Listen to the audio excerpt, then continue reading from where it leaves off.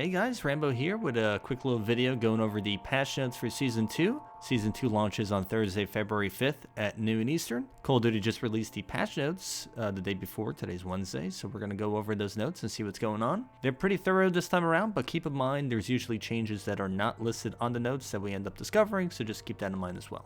Off the rip, they're talking about features here. Most of these are new SlayerMart items added to the shop. At least 9 new items. So 79 items previously in the SlayerMart. We're going to bump that up to at least 88 items in total now. Off the rip, I like this one, tippable. For the rest of the game, treasure is worth 25 points more and also increases impact on score multiplier increment by 15%. So a lot of players felt that it was difficult to progress the score multiplier on this game. And this change will also help out with getting a new high score, which is going to be tied to the leaderboard event later on in Season 2 as well. Tippable? I tipped that. No coal lumps. For the rest of the game, picking up a present will not reveal a creature. So the present box item often reveals one spider or vermin from the box. Will be interesting to see the implications of that in terms of if the extra life and armory is boosted significantly from that, or maybe just the chicken egg and stuff like that kind of gets bumped up as well. So that'll be interesting to see. Next up, we have Pristine Belt. For the rest of the game, your weapon power level drains slower while firing. Cannot be stacked with Fate of Firepower. Pristine Belt, not to be confused with the Pristine Pelt. This is like an ammo belt or like a Mickey Mouse belt maybe. So this is, a nice way to kind of have weapons last longer and could be a good item to invest in. The next two are actually related to buffing the LMG weapon damage. So a lot of people default to taking the firepower, so this might be something that maybe makes you inclined to take the other fates more often as well. The first one is Boot Camp. For the rest of the game, the LMG weapon damage is increased by 15%. Advanced Weapon Training, LMG weapon damage is increased by 15% as well. That requires Boot Camp, so first you will buy Boot Camp. Then on the following Slayer Arena, you would be eligible for buying Advanced Weapon Training. I imagine these might be a little bit on the pricier side. They're kind of like Dead Operator lights. But, Boot Camp, Advanced Weapon Training, Dead Operator. If you have the Friendship, then you have things like Red and Purple Feathers and War Talons.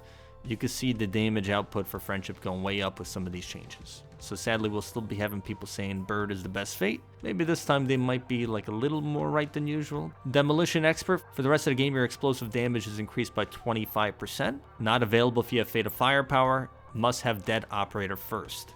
Huh, okay. That's a good change. I like that one. Clone Research. For the rest of the game, when you trigger a field upgrade, there is a chance of spawning player clones. Requires a field upgrade, of course. So player clones would be the item or the clones that spawn in when you get the top hat item. Train Medic. Being close to a down player increases healing. And if there are less than 10 seconds remaining on respawn countdown, will instantly revive the down player. Requires Divine Chalice. Being close to a down player increases healing. Okay, understood. And if there are less than 10 seconds remaining on respawn countdown of your down teammate, will instantly revive the down player. That's pretty OP. Okay, moving on. Shield Master. At the start of each round, refill your armor plates to maximum. Requires Divine Shield and Armor Vest. So with Divine Shield and Armor Vest usually get bumped up to 1 armor plate per round. This makes it sound like maximum, so if you have the Tactical Armor Vest, it'll give you 2 armor plates per round. So it should really say here requires Tactical Armor Vest because Armor Vest and Divine Shield already functions in this capacity. New option, added a new setting that allows players to remap the field upgrade activation from L1 and R1, which is the bumpers, to R3, which is jamming down your right analog stick. Improving responsiveness and ensuring smoother use of the boost feature. So what this does is by having your field upgrade attached to the right analog stick, I don't know if I'm going to use this actually. I feel like I might click down on my R3 by accident. But by having this option, essentially the bumpers are going to be more responsive with using speed boosts and nukes, which has been a common complaint from players since launch. So this could be something that kind of helps out with that and alleviates that. Added support for saving and loading more item types. This sounds like where you save and quit now. It's not necessarily going to be super good power-ups like the Rhino and the Mutant and Tank. Maybe those could still happen, but it's going to be maybe a little more varied where you save and quit and you're not instantly getting rewarded with the most lucky drops of all time. Re-enabled split screen feature. So split screen's kind of been a bit of a weird thing with the UA 4. It was unlaunched, kind of buggy, then removed with Season 1. But I guess it's re-enabled here, so maybe working a little better than usual. But split screen usually has some issues, even with the UA 3.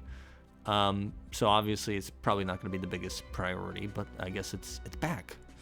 Leaderboard. Hardcore leaderboard has been reset for Season 2. I guess just hardcore and nothing else. Season 1 hardcore saved file is not compatible with Season 2.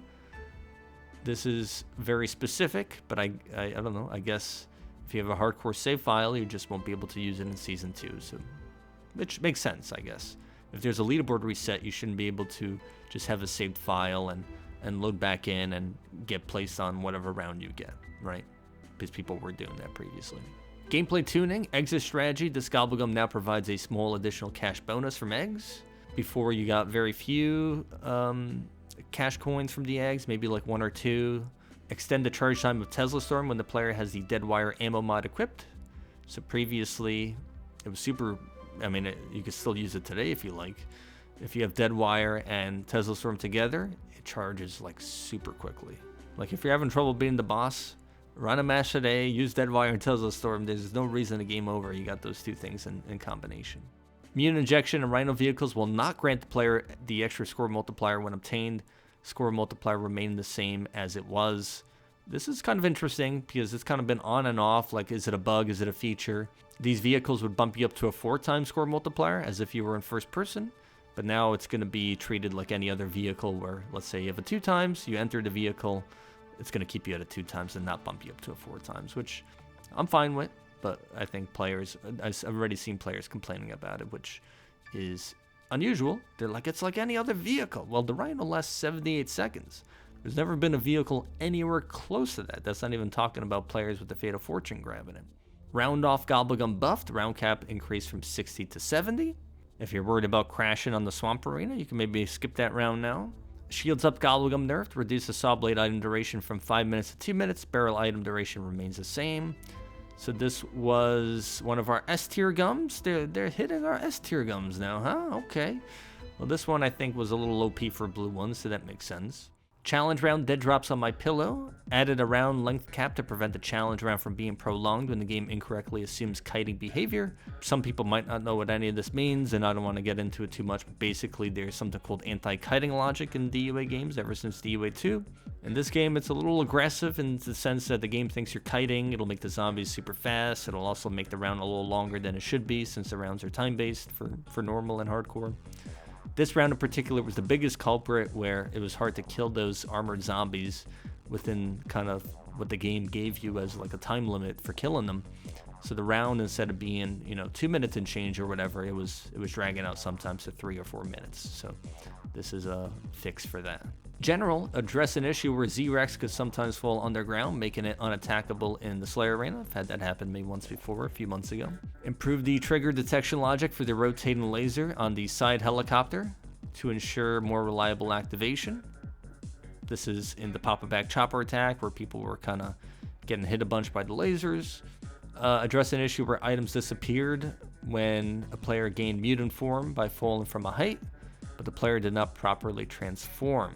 So this is elevation issues, dropping down into a mutant, or somebody even recently posted a clip of like a mimic grabbing them and raising them in the air, and then the mutant doesn't get consumed properly, so that's a fix for that item being wasted, or dolphin diving into a mutant injection in first person. Address an issue where the helicopter could accidentally damage friendly units. So that was happening whenever the vehicle was expiring. The rocket from the chopper, if it came into contact with a teammate, it could kill them. Address an issue causing the HP bar to disappear after rejoining the game. Address an issue where players couldn't save nukes, boosts, or extra lives beyond the limit, even when possessing the appropriate fate. So this is for when loading a save file with Divine Chalice. Sometimes you load in with 9 lives instead of 10, even though you had 10, so I guess that's fixing that. Shield items now carry over to a new round if still valid, except for the Tesla Bowl, which is the electric orbs. So previously, boxing gloves and barrels, saw blade, if you had them at the end of the round, you just earned them. You go through the door, they're gone. So that should be fixed now. Address an issue where the air horn effect was not removed after the round ended. I haven't noticed that, but whatever, that's fine. Players can no longer heal last stand teammates if those teammates are in a vehicle, robot, or mutant form. This was one of our tips and tricks yesterday. Oh no, it's already patched. Address an issue where the tank could be pulled backward while driving over punji hazards, so those are the ground spikes. This was actually fixed a few weeks ago. Prevented pull zombies from generating pulls outside the playable area. Yeah, it could be helpful sometimes when they plant them outside, although sometimes they could plant them and it's not really doing anything. Address an issue where taking the zipline while a teammate exits a level could cause lingering zipline sounds and leave the teammate unable to move. Had that happen in one of my open lobbies. Address an issue where a coat of arms zombie could remain after the round ended. This is where coat of arms expires and the coat of arms kind of zombies still linger and could kill you. The coat of arms has been super buggy recently where it's lasted longer than intended, unless that's an intentional change. So I'm curious if that's going to be changed at all. Address an issue where players could die while using a speed boost or nuke due to missing invulnerability, causing the M to be wasted. This issue was mostly related to whenever the field upgrades were bugged and the sensitivity of the armory was kind of all buggy. Adjust the spawn location and nuke location in armory. So armory is the bonus room. A lot of people don't know there's actually 2 nukes in this room, but the one nuke is usually consumed by a player as soon as you walk in, so that nuke should now be somewhere else, and maybe the player spawns slightly differently as well. Address an issue where chickens could spawn beneath the ground. Chicken visibility of the item was sometimes hard to see on certain arenas, like their legs were kind of clipping through the floor, so this is quality of life improvement. Address an issue where a player can be landed on top of the jungle level by exiting the helicopter. There's a few issues with the chopper where you could kind of get in out of bounds areas. So the jungle level here that they're referring to is the spore jungle, most likely. Again, I've seen this happen with someone in one of my open lobbies, and someone else also posted a clip of it once as well. Address an issue where players could get stuck in the estate level. Write a post. Say, hey, listen, put your feedback on Reddit. This guy made a Reddit post. Issue got fixed. There you go. Easy peasy. Close the gum pack switch exploit, and solo players could use 3 gums in a single round, then save and quit at the start of the next round and switch GobbleGum packs upon reloading the match. I want to say this was fixed a couple weeks ago, but if not, I guess it's fixed tomorrow. Address an issue in Slayer arenas, where entering last stand while about to win, lose, or leave the match would incorrectly deduct lives. So this was a deformed clip on Discord. Okay, that should be fixed. Address an issue where players could not see lasers after rejoining the game. Again, I'm not usually able to rejoin by the time the museum arena comes around, so curious on that. And the lasers could still disappear even when you don't rejoin. Address an issue where players could lose armor plates while using the Rhino. That's a good fix. Address an issue where Mr. Peaks did not insta-kill high HP regular zombies. Is this a Mr. Cheeks buff? I haven't used it much.